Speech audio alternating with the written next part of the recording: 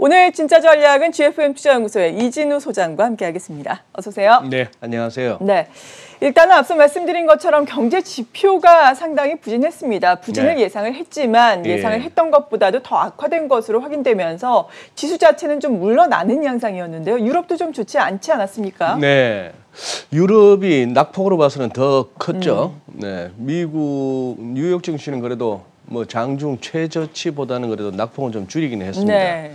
이래저래 이번 주 좀 우리가 주목할 만한 지표들이 좀 대기하고 있었거든요. 그게 이제 이런 상황입니다. 지금 어제 결국 이거 한번 보실까요? 이코노데이닷컴 같은 데 가시면은 이런 거는 잘 정리되어 있습니다. 네. 그래, 어제 밤사이에 미국에서 소매 판매 나왔고, 그다음에 뉴욕 연방은행에서 발표하는 엠파이어 스테이트 제조업 지수, 그리고 산업 생산, 인더스트리얼 프로덕션 산업 생산, 그리고 연준의 베이지북까지 나왔는데 요걸 갖다 하나하나 살펴볼 거고, 오늘도 의외로 중요합니다. 오늘 밤에도 이건 매주 나오는 요즘 신규 실업수당 청구 건수 한 3주 사이에 뭐 1,700만 명이 그냥 늘어났는데, 네. 그다음에 필라델피아 연준에서 또 이렇게 비즈니스 서베이, 그리고 중국이 중요하죠. 오늘 이렇게 뭐 다양하게 나옵니다. 고정자산 투자, GDP, 그리고 산업 생산, 소매 판매. 중국의 수치가 어떻게 나올지가 참 궁금한 상황이고, 뭐 내일 같은 경우에 주말에는 경기 선행지수, 그리고 이 뭐라 그러죠? 원유 시추 공수. 지금 이 유가 이런 흐름에서. 자, 근데 어제 지금 차트들이 다 이렇게 나와요, 요즘. 네, 급격하게 하락하는 거죠. 예전에 그 오르고 내리는 것들이 별 의미가 없어지는. 네. 이거 MOM이니까 전월비죠. 마이너스 8.7%입니다. 소매 판매가. 음식료 빼고는 거의 뭐 전 분야가 다 나빠졌다라고 볼 수 있는데, 시장 예상보다도 더 안 좋죠. 그런 상황이고, 산업 생산. 이 부분은 YOY로 이렇게 지금 하면은 이 정도. 어쨌거나 이것 또한 시장의 예상치를 훨씬 넘었었죠. 또 엠파이어 스테이트 제조업 지수 같은 경우는 이런 식으로 우리가 ISM 제조업 지수는 50을 기준으로 좋아졌다 나빠졌다인데, 여기는 제로가 기준입니다. 이렇게 뚝 떨어지네요. 마이너스 78.2 이런 식으로 나왔는데, 이 또한 이코노미스트들의 예상치. 그래서 이런 얘기가 나오는 거죠. 네. 지금 월가의 이코노미스트들이 이 현실적으로 확 나빠지고 있는 이 실물 경기를 이코노미스트들의 그 어떤 기존의 뭐 모델이나 그 상상력으로는 도저히 쫓아가지 못하고 있다, 이런 얘기죠. 그래서 지금 지수가 이렇게 나왔습니다.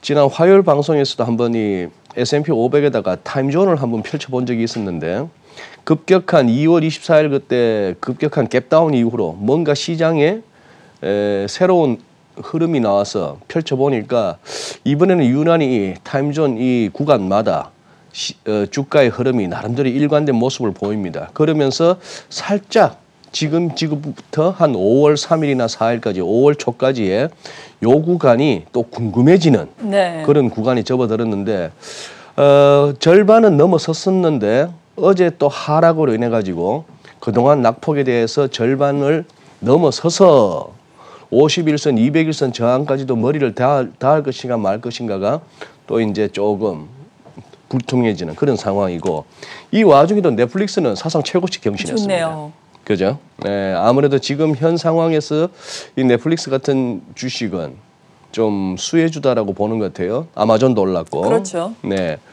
그리고 또 요 그림도 한번 재밌지 않습니까? 중소형주네요. 네, 아래쪽이 러셀 2000이거든요. 아래쪽은 러셀 2000, 말씀하신 대로 중소형주, 위에는 나스닥.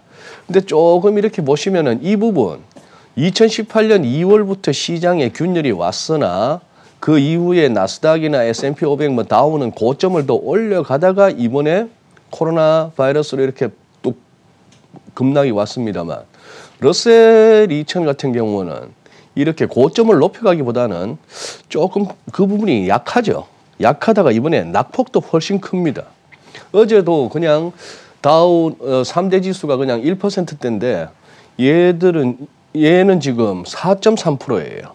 뭐 이런 식의 조금 러셀 2000 지수의 상대적 부진이 좀 생각되는 뭐 그런 상황.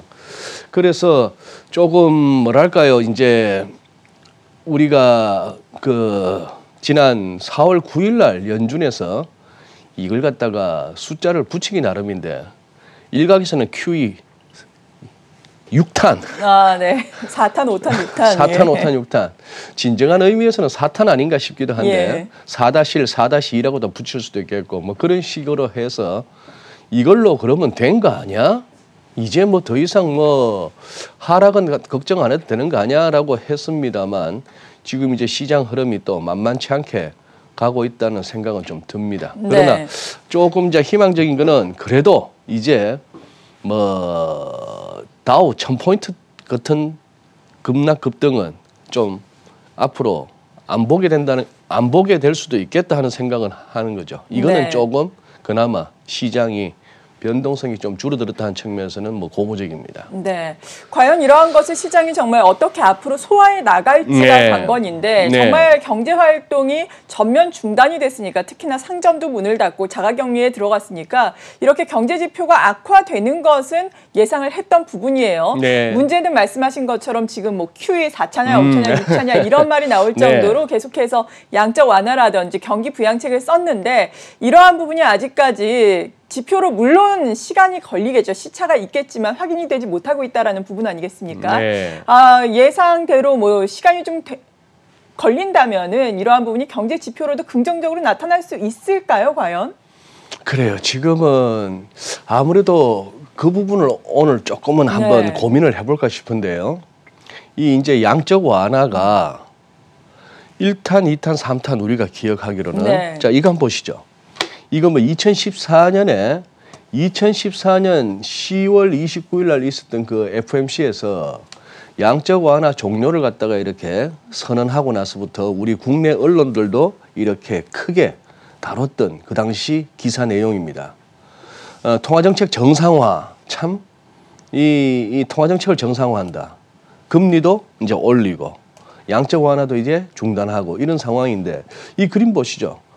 이렇게 해서 2008년 금융위기 오고 나서부터 이렇게 지금 이 고동색線은 미국의 본원통화 내지는 본원통화라고 보시면 되겠어요.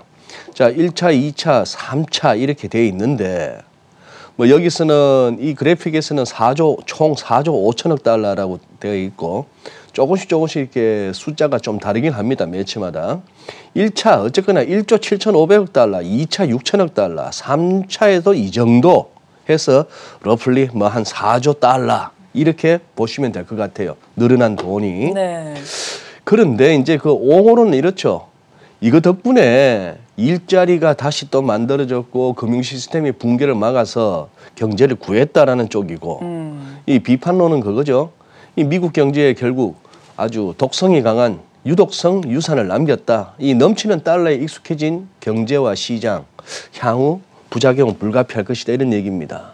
그런데 9일날 우리 뭐 시청자 여러분께서도 그때 이후로 파월 의장이 막 그거 하고 여러 가지 용어들이 막 쏟아졌는데 네. 이게 2조 3천억 달러라고 우리가 알고 있는 거 아니에요? 그렇죠. 토탈. 예. 그 일일이 내용보다도 그냥 이거 한번 보시죠. 그 많은 약자들 어지럽네요. 어지럽죠. 다 알라고 하지 마라 하는 것이 들립니다. 예. 저는 그냥 이런 뜻입니다. MMLF 같으면은 머니마켓 뮤추얼 펀드에서의 MM 그리고 LF는 전부 리퀴디티 퍼실리티니까 유동성 네. 대출 이런 식으로 보시면 되겠어요. MSLF나 이런 거는 MS가 메인 스트리트입니다. 네. 실물 경제 쪽에. 여기다가 특히 중소기업 쪽에 스몰 비즈니스, 중소기업체들한테 론을 나가는 거 그런 거고 또 PPP LF, LF는 이제 론 퍼실리티니까 더 살필 거 없고 네. PPP가 뭘까? 우리 뭐 시청자 여러분께서도 익숙한 용어는 구매력 평가설이죠. Purchasing Power Parity 이런 거. 이번에 PPP는 Paycheck Protection Program이라 해서 어쨌거나 자르지 마라. 고용 유지해라. 그러면 지원해 줄게. 이런 내용이고요. 뭐 PM, CCF, SM 여기서 PM은 Primary 즉 발행 시장. SM은 Secondary Market 유통 시장. 네. 거기서 회사채 사준다는 그 얘기. TARF 이거는 뭐 2008년에도 나왔던 용어죠. Term Asset Backed Securities Loan. 그러니까 자산 그 뭐죠? 유동화되어 있는 거. 그것도 상당한 기간물. 뭐 이런 식의 그래서 뭔가 이렇게 담보로 다 잡아줄게. 채권이 있으면 이런 얘기고 CPF는 커머셜 페이퍼죠. 기업. 뭐 다양하게 해서 이래저래 다 뭉뚱거리니까 2조 3천억 달러. 네. 뭐 이런 얘기였습니다. 이런 얘기였는데 이렇게도 한번 생각해 보시죠. 연준이 국채를 매입하죠. 연준이 국채 매입을 하면 국채 가격이 올라가고 국채 수익률이 하락하는 거죠. 그러면 민간은 어떤 생각이 듭니까? 국채 수익률이 하락했으니까 그 수익률로 만족 안 되니까 조금이라도 높은 수익률 회사채로 가죠. 회사채도 그럼 비싸져서 수익률 낮아지죠. 네. 그러다 보면 정크로 가죠. 뭐 이런 식으로 가는 겁니다. 만기 긴 국채로 가거나 회사채로 심지어 투자 부적격까지 갑니다. 그러면 장기 채권이나 회사채 수익률이 하락하고 주식은 또 주식대로 올라갑니다. PER이 올라갑니다. 그러다 보면은 조금 어떤 느낌이 드느냐 하면은 주가가 올라간 만큼 이제 기대 수익률은 낮아지고 반면에 야 이거 렌탈해서 부동산 쪽이 오히려 수익률이 높네. 그러다 보니 또 부동산 쪽으로 몰리가면 집값도 올라가는 거예요. 네. 기업들 입장에서는 회사채 금리가 낮아졌어? 그럼 회사채 발행해요. 이걸로 자사주 매입합니다. 왜? 그 돈 갖고 설비 투자하지 했는데 설비 투자해서 기대되는 수익이 별로 높지가 않은 거예요. 기업들이 바보가 아니니까. 야, 이 뭐 공급과학이라 그러는데 장사도 잘하는데 경기도 뭐 그럴 바야 이 낮게 조달된 돈으로 주식 사니까 훨씬 낫더라 하는 그런 얘기입니다. 그러다 보니까 이 QE로 자산 가격은 붕괴를 면했죠. 더 올라갑니다. 그러다 보면 이제 위기감에서 좀 벗어났다. 민간은 그러면 소비와 투자가 좀 살아나고 그러다 보면 실물 경제도 복원되는 거 아니냐? 이게 이제 이분들이 버냉키, 옐런, 지금의 파월에 이르기까지 이렇게 해왔던 것이죠. 네. 이래도 안 되면 또 이렇게 가나요? 뭐 그런 상황입니다. 그런 상황이고 좋았어요. QE1, QE2, QE3 다 효과가 있긴 다 있었어요. 효과가 예. 전부 주가는 쭉쭉쭉 올라왔어요. 쭉쭉쭉 올라왔습니다. 그런데 이 그림은 간략하게 말씀드리죠. 그랬더니만 소득으로 봤을 때 상위 10%만 주식 비율이 높아졌어요. 나머지 사람들은 다 떨어졌어요. 네. 결국 부익부 빈익빈이죠. 결국 미국 국민들의 자가 소유 비율도 이 무렵에 2013년, 14년 왔을 때 최저로 낮아졌고 그런 상황입니다. 또 하나 QE 하면은 달러는 약세되는 거 아니야? 이 무렵 QE2인데 달러가 약세가 되긴 됐는데 QE3 때는 또 그렇지도 않아요. 네. 오히려 QE 결과로 달러가 약해진다 이런 것보다는 경기 상황이 오히려 더 중요하다 이런 것도 생각이 들고 이 웹2는 연준의 처방은 이게 미국 경제죠. 이런 상황인데 연준의 처방은 이러나 저러나 오로지 이거밖에 없습니다. 이거밖에 없고 그래서 또 이래 양적 완화를 얘기하다 보면은 두 사람의 유명한 말이 생각납니다. 어떤 이야기요? 기생충의 송강호 씨가 말한 예. 아들아 역시 너는 계획이 다 있구나 하는 거하고 타이슨의 누구나 그럴싸한 계획을 갖고 있다. 처맞기 전까지는 뭐 이런 얘기인데 계획대로 되기를 바라고요. 그러나 이게 이제 지금 월가에서 회자되는 얘기예요. 어쨌거나 이게 연준의 대차대조표가 확대되는 기간에는 즉 양적 완화하는 동안에는 베어마켓은 안 온다. 네. 그래서 그동안에는 주식 안 빠진다. 이게 지금 연준입니다. 월가의 어떤 기본적인 시나리오예요. 연준 덕분에 정신은 계속 간다. 뭐 그렇게 선언하고 있으나 계속해서 시장이 물퉁물퉁하는 걸로 봐서는 저렇게 살짝 퀘스천 마크도 붙이면서 또 빠져나갈 구멍은 만들어놔야겠습니다. 네. 시장이 정말 계속해서 뭐 갈 수는 있겠지만 네. 그래도 이렇게 기업 실적 악화라든지 경제 지표 악화를 확인을 하면은 울퉁불퉁이라고 말씀을 해주셨듯이 조정을 받을 수밖에 없는 상황이잖아요. 네. 우리 증시에는 이러한 국면이 어떻게 반영이 될까요?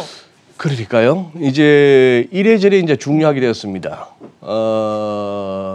제가 보기에는 이제 총선 이후, 네. 총선 결과에 대한 시장의 나름대로의 평가가 궁금하고요. 오늘 반응이.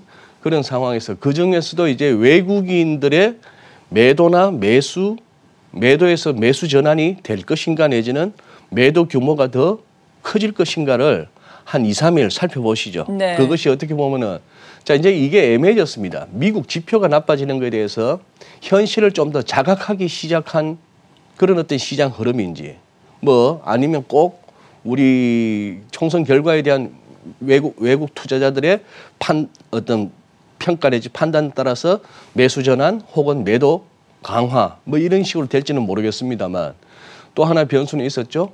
조금 이제 연기금들이 총선 이전에 굉장히 역할을 했었는데 총선 이후에도 그러면은 연기금의 그 매수 규모가 계속 뭐 몇천억씩 유지가 될 수 있을 것인지 그런 부분도 살펴봐야 되겠는데 조금 이제 아직까지 이제 1850을 갖다가 지난 화요일 날 우리가 휴장을 하루 앞두고 50%를 넘어서는 듯한 그런 종가는 만들어냈습니다만 여기 이제 1850 내지 60의 이 절반 레벨에서의 좀 다지고 1950으로 가는 것인지 아니면 여기서 결국 절반에서 멈추고 다시 한번 밀렸다가 그다음 새로운 어떤 모멘텀을 찾을 것인지를 적어도 한 오늘 내일 정도는 살펴봐야 될 것 같습니다. 그리고 중국 지표를 어떻게 얼마나 예쁜 숫자를 만들어서 발표하려는지 이것도 궁금하고요.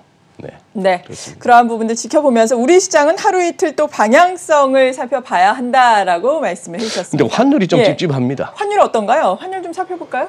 NDF가 지금 한 23원 정도니까 이 얘기는 그렇다면은 지난 화요일 종가 대비 한 9원 정도, 9원 남짓 높게 시작할 수도 있다. 뭐 이런 얘기니까 오늘도 그러면 10원짜리 장이냐, 10원 정도 오르는 장이 되는 것이냐 이런 생각을 해보게 되는데 밤사이 또 유가가 지금은 현재는 또 살짝 20불 위를 올라섰습니다만 WTI가 뉴욕에서는 어쨌거나 시간 중에는 19불대로 떨어져서 마감을 했다는 것이죠.